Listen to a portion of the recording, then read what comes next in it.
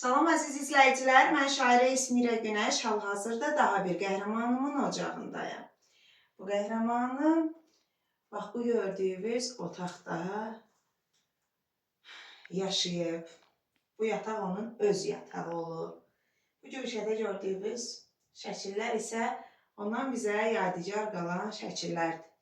Bu evdə anamız 2 oğul övladı böyüdü və o oğullardan biri sinəsini vətənə qurban edən qəhrəmanlardan birinə çevrilir.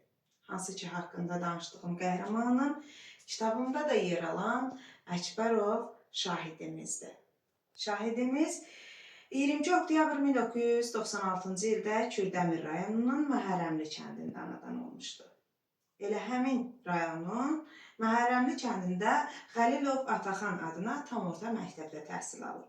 Orta təhsili başa vurduqdan sonra hərbi xidmətə yola düşüb, hərbi xidmətini layiqincə yerinə yetirdikdən sonra ailəsinin yanına qayıdıb. Bir müddət fərqli işlərdə çalışan şəhidimiz, qəhrəmanımız öz həyatına hərbiçi olaraq davam etmək qərarına gəlib və elə hərbiçi olaraq da işə başlayıb. 2022-ci il Qarabağ torpaqlarında həyata keçirilən əməliyyatlarda fəal iştirak edir. 2023-cü ildə isə antiterror əməliyyatları zamanı şəhadətə ucalan qəhrəmanlardan birinə çevrilir. Şəhadətindən sonra Vətən uğrunda medalı və vətənə xidmətə görə 3-cü dərəcəli ordenlər təltif olunub.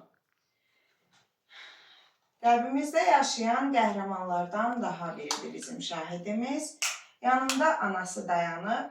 Qəhrəmanım Sönməyən Ulduzlar kitabında yer almışdı. İlk dəfədir ailəsini, ocağını ziyarət edirəm və məndə olan əmanətini gətirdim sizə, köşəsində yer alsın deyə.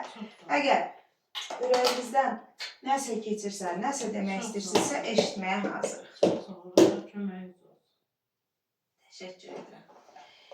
Əziz izləyicilər, biz bu oğullar sayəsində bu torpağın üzərində azad nəfəs ala bilirik. Bugünün qəhrəmanlarını bizlər tanıyırıq. Gələcək nəsillər isə bax bu kitablardan tanıyacaq qəhrəmanlarımızı. Odur ki, gəlin şəhidlərimizi unutmayaq ki, unutdurmayaq. Hər birinin ruhu şad olsun.